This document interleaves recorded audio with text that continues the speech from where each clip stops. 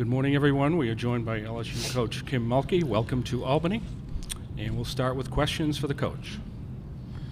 Right here.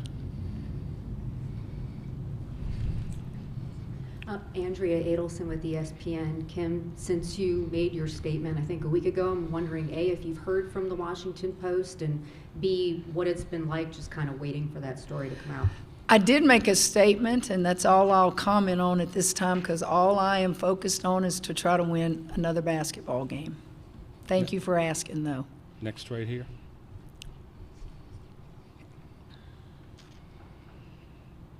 Nancy Armour, USA Today Sports.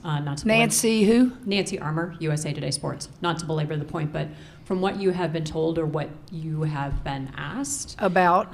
that the Washington Post story. I'm only here today, Nancy, to talk about the next game. Can I just ask, do you think that Not would have about been that. written about a male coach or a coach in the men's game?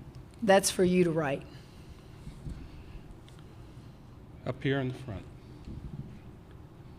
Let me just remind the members of the media that the question should be about the upcoming game. Thank you. Thank you very much. Go ahead. Coach Doug Feinberg, the AP. If I can ask a big picture women's basketball question, which hopefully doesn't offend the rules of the NCAA. You've been around the game for a long time, playing in it and coaching in it. Can you talk about the growth of the game, that now the viewership, the attendance, this region has some very big names in it, including yourself, Angel, Caitlin, and a few others. Just what you've seen in the growth of women's basketball from your time you first got involved in it to now. Doug, I'm a lot younger than you want people to believe. No, I have been around a long time, since I was 23 years of age, and I have seen a lot of wonderful things in this game. I don't know that I have ever seen anything like now. And I keep asking myself, why? What is making it this way now? I don't know that I have the answer. I have lots of thoughts, but it's wonderful. It's off the charts. We have people watching our game that never gave a flip about women's basketball before, and I love that. Second row right here. Thank you. Hi, Coach. Talia Goodman with the Next Tapes. Another kind of big picture basketball question, but just curious on your thoughts on the transfer portal opening up the day after Selection Sunday. I know a lot of coaches that have made the tournament have spoke about the fact that they think they should be able to just focus on the postseason. Well, I do just focus on the postseason. That's what you have assistants for. Obviously, it's the rules, and my coaches work it hard. It's like free agency in baseball. You better open that computer and see who's in the portal. I don't. It's the same way with NIL. I don't deal with NIL. We have people that do that. I just want to focus on X's and O's and coaching basketball. Front row here, and then left. Hi, Kim. Pat Edenrob from the Associated Press. A logistical question for you. Can you talk about what it's like with these new super regionals in terms of locker room changeovers and knowing when to get here and shoot-arounds? And is there something you would change, and is there something they learned from last year that is helping this year? Last year was the first year, I think, wasn't it? 8 teams have to be accommodated for in Albany. When you bring in 8 teams, do you have 8 hotels that are all of equal value, you know, that are all the same? Probably not. I don't know how many cities do. That's a concern, is that when you get to a Sweet 16, some people won't ever go past a Sweet 16. It's a big deal. And so are the accommodations, whether it's food, hotel, anything, are they all going to be of equal, what's the word I'm looking for? Equal value, I guess. I get concerned about that. Is that hotel as nice as the next hotel? And I know we do seating. The higher seeds get the nicer hotels, but maybe we'll reach a place one day where we can give the bids to people who can say, here are our 8 hotels, and they're all great. That doesn't mean they're bad hotels, but I think kids look at stuff like that. Unfortunately, the bids go out before, I don't know how many years ahead of time. Are we getting enough people bidding on the women's game? And maybe that's why one is where it is and one is where it is. I don't know. That would be an NCAA question. I know with the personalities and the ratings and how good the game is right now, maybe we will get more bids to host. Do I like the 8? I'm pretty good with what we used to have. I'm pretty good with, what we had. But that doesn't mean having 8 in one spot is bad. But just make sure that if you're going to have that many in one city, that everything is pretty equal. Howard Megdal at the Next, Kim. 2 things on just strategy from game tomorrow. First of all, I'm wondering, for Angel to have gone up against Camila Cardozo, how much does that inform, what you're going to be using as strategy for her with Lauren Betts? And then just in terms of the pace of the game, you guys played real fast this year, which I know is not typical for you guys. Is that something you're looking to do to push the pace more against UCLA, which was more middle of the pack? Well, I would correct you there. We play fast. I want to run. Does playing against Cardoza help us with Betts? Height-wise, absolutely. They're tall. And so Angel has guarded Cardoza numerous times in the SEC. That will help. They're 2 different kind of players in a lot of ways, but the height obviously is a big common deal amongst both of them. Scott Rapolay with the Baton Rouge Advocate. Kim, how well are players today, you think, able to equip to deal with distractions? How well were they able to focus? And your team in particular, how well do you think you all are able to deal with that? Because there's a lot of stuff that goes on, with these players and the fame they have and that sort of thing. Are you talking about social media and media in general? In general, yes. I'm not on social media. I don't know, but my team seems to be as focused as they were when we won it all last year. I think that's what you do in film work and on the court and all that stuff. Now, I don't walk behind them and say how many times you turned your phone on today or anything. It's the world they live in, We're focused. I mean, I don't know if I can answer that for them because I don't know what they do in their personal life when it comes to all that stuff. Go ahead. Eden Lassie, Yahoo Sports. You talked a little bit about the post matchup, but what specific skills does Lauren Betts have that you guys are going to try and neutralize? Well, the first skill she has is not a skill. She was blessed with height. Lauren is she just has post moves at a young age. She's pretty young, and she's got good guard play around her to where when she gets double teamed or gets in trouble down there, she's got outlets and people to throw it to. She's very skilled. So I could give you a million great things about that young lady. I recruited her out of high school, and she's just good. She's just really good. Reed Darcy with the Advocate in Baton Rouge. Coach, I'm curious, over your career, over all the NCAA tournaments you've been to, have you changed anything about how you approach overall the tournament, trying to get back to the Final Four? Well, you mean strategy-wise, X's and O's-wise, or preparation, or what? In general, has anything changed at all? I think you live and you learn. I think we mature as coaches, and things that you used to do, you might not do anymore. I think each team is different in how you approach it, what they need and what they don't need. Coaching is coaching, but each team is different, and so you might do something a little bit different this year than you did 10 years ago. You just have to go with your gut, and I've always had a good read of my team. And you don't just get stressed over it. You don't overcoach. You don't overthink it. Go play ball. Nancy Armour, USA Today Sports. Following up on Lauren Betts, she had said that she played with Angel for Team USA last summer. Does that help Angel or you guys having a familiarity, the fact that the two have played together in addition to seeing them on film? You're telling me something I didn't even realize. I didn't, we don't, Angel hasn't mentioned it. I never even thought about it. We're just in the film room watching games of who they've played this year, and unless she's mentioned it to any of our assistant coaches. I can't tell you that I've ever had a conversation on what she does good or does bad or how I'm going to guard her.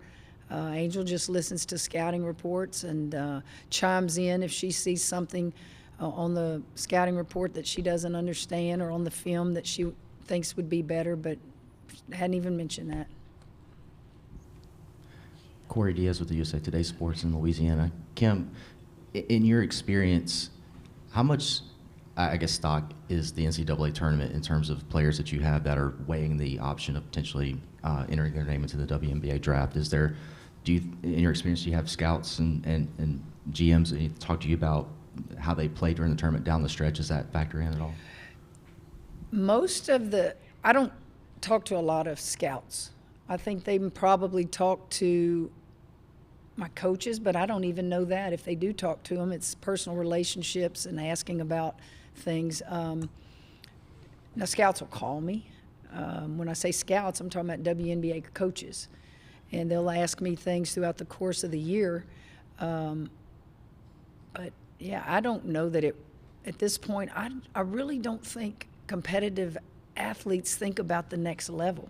I think they want to win. They're in the moment. They're enjoying themselves.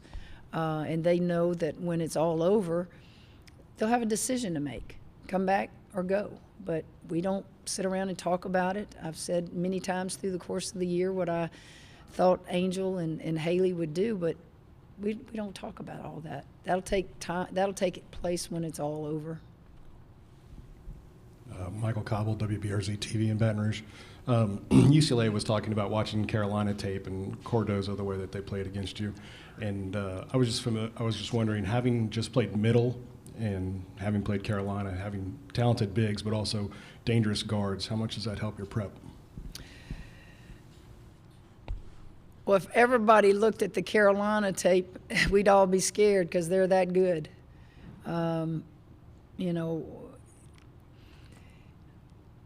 Everybody's good, Michael. At this stage, this is the most wonderful thing. We talked about how the game had changed, Doug. The game has changed because of the transfer portal. In a lot of ways, in a good way. Now, the portal hurts a lot of coaches and can devastate your program, but you also gain. But what I'm thinking is happening is you're seeing parity in the women's game because of the transfer portal. And you've got 16 teams here. They're good. They're good. And I don't know, going all the way back to when I was a player, if we ever thought there were more than 1 or 2 or 3 teams that were going to win it all. And now you really don't know. We're a classic example of that. Last year, nobody thought we would win a national championship, but we did. And I like that. I like the fact that we all have to stay on our toes and recognize that there are more than 2 or 3 teams anymore that just dominate the women's game. Last one.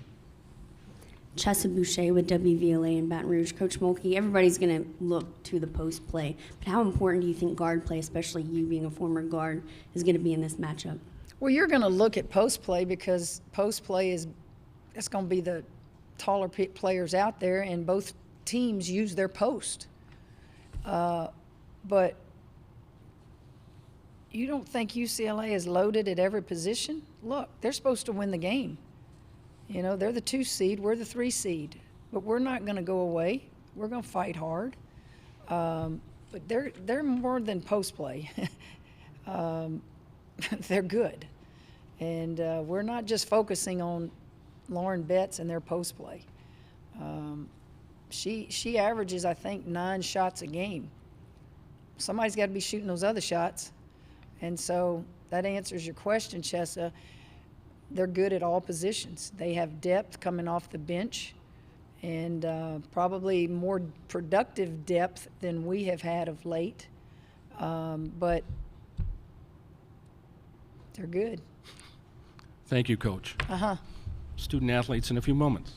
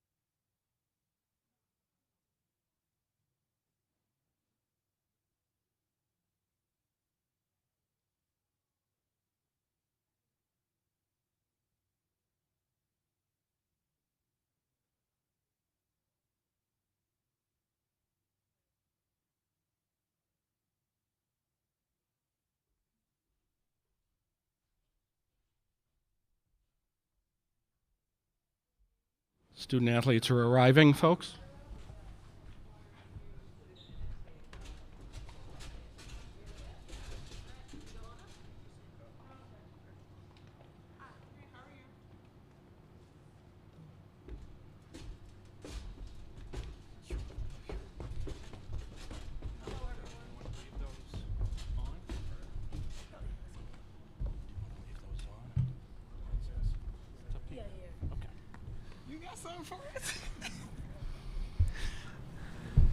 We welcome the LSU student athletes, Angel Reese and Flau'jae Johnson.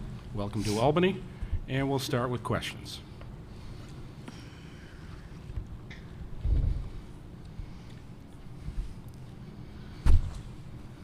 Mitchell Northam, USA Today's For the Win. Angel, being from Baltimore, I just wanted to ask you about what happened with the Key Bridge and sort of, you know, are your people okay, and kind of, you know, if you have any other thoughts about it. Yeah, I'm not exactly sure about what happened. I know a ship crashed into the Key Bridge, and that is a bridge that my auntie drives over every day to go to work, and we drive there to get to her house. So I'm not sure the route that she's taking right now, or if she's been able to go to work since then. But my prayers are to everyone that hasn't been found yet, and the ones that are found and are still suffering from injury. So I'm praying for Baltimore right now, and I hope everything gets resolved. Thank you. Howard Megdal at the Next. Good to see you, Angel. I'm glad your people are okay. Thank you. A question about the game, the matchup specifically. You know, Lauren Betts, obviously a different player from Camila Cardozo, but share the height. And I'm just wondering what you take out of your matchups with Camila that you're going to plan to use here playing against Lauren Betts. Yeah, I mean, both of them are great post players. Luckily, I was able to play with Lauren this summer with USA Basketball, so kind of understanding what she brings. She's a really skilled post player. I think the difference, Camilla's a really great defender. So just being able to understand how I can play both, because they're both, 6'7", 6'8". So being able to bring them out of the paint and just use my speed and quickness around them is just, I think, is going to be my advantage. Michael Cobble, WBRZ TV in Baton Rouge. Both players if we can, but we'll start with Angel. Just their ability to pass out of the post as well. And Flau'jae, you know, Middle Tennessee had great guard play that you had to keep in mind, I guess. How much is this team similar, and did that last game prepare you for this?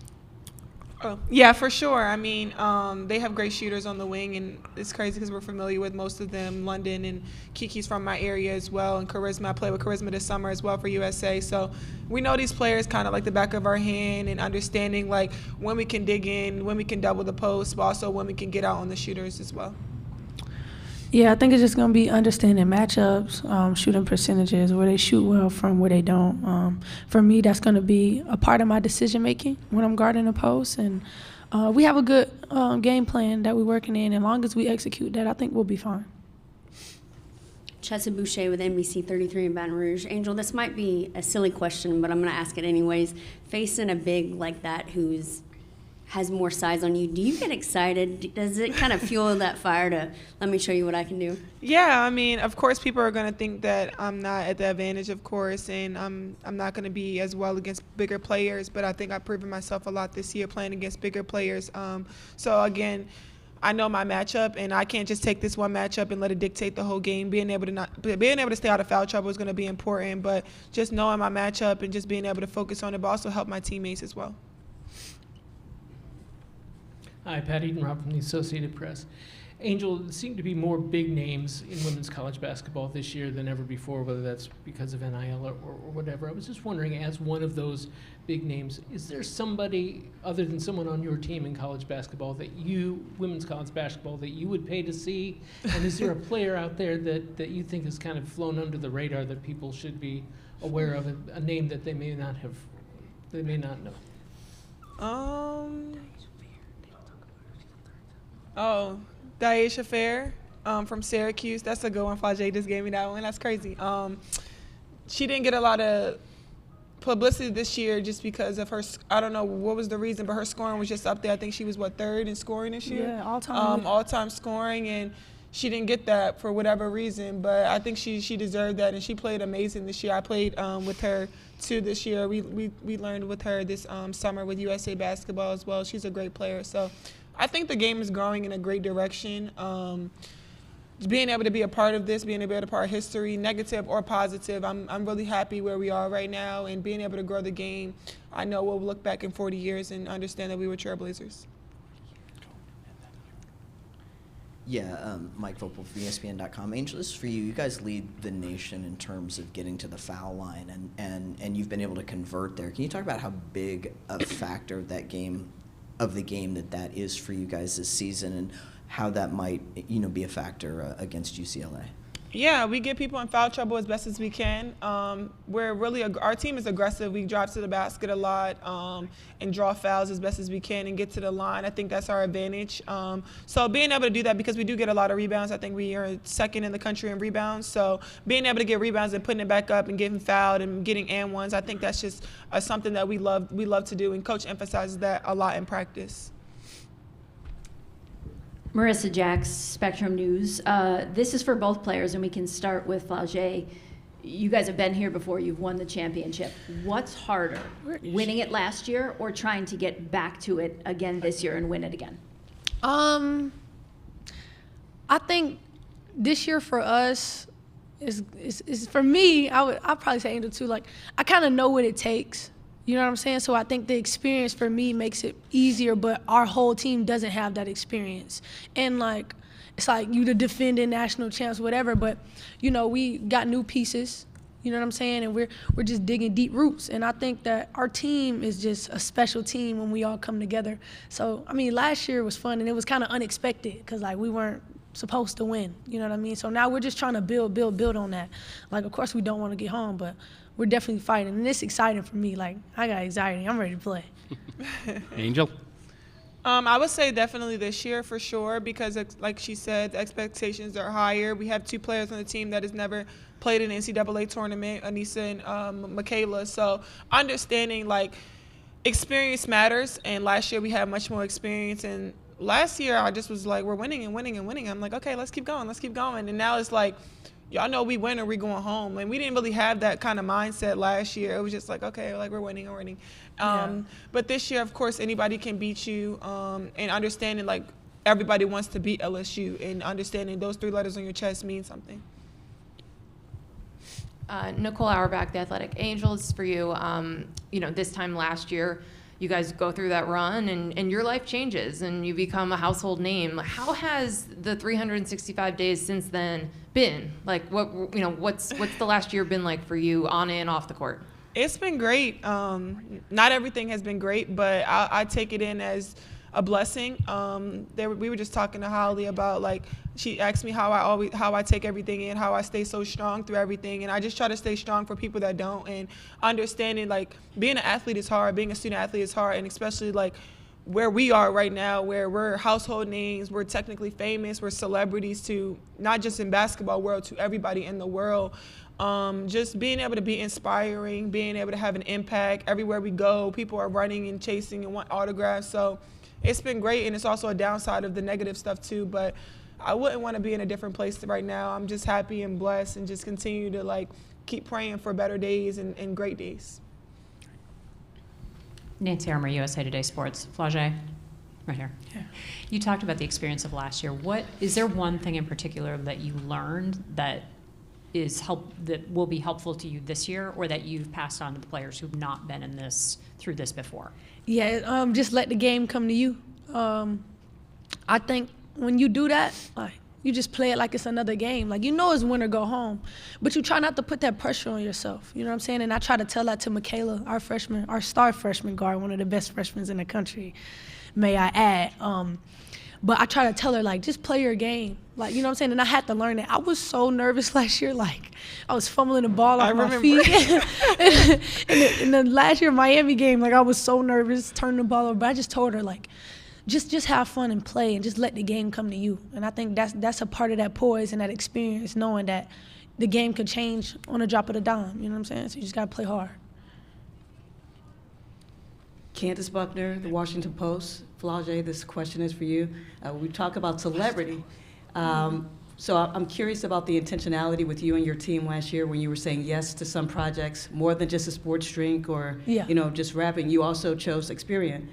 And that seems, I thought that was an interesting choice. So can you tell me about What was the decision making? And like, I didn't want to just be sports drinks or shoes. I also want to do something that was like that. Absolutely. My NIL deal with Experian is like, you get the sports drinks, you got the shoe deal, but like, something important is financing and being able to have education behind that. And I think a lot of NIL college athletes don't really understand the education behind finances and money and credit and things that we can do.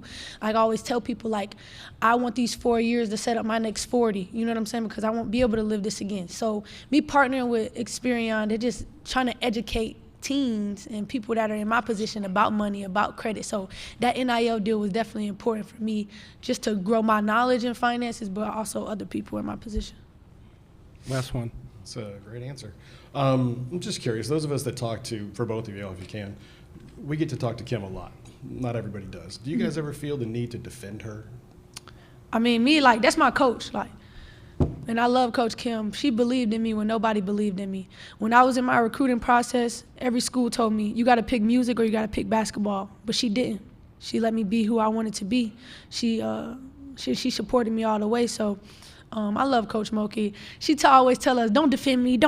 But, you kind of get that from a person that really, have your back. You know what I'm saying? You want to have their back, too. Yeah, I feel like the same way. Thank you to our student Thank athletes. We'll be back with Colorado at 11:05. Thank you. Thank you.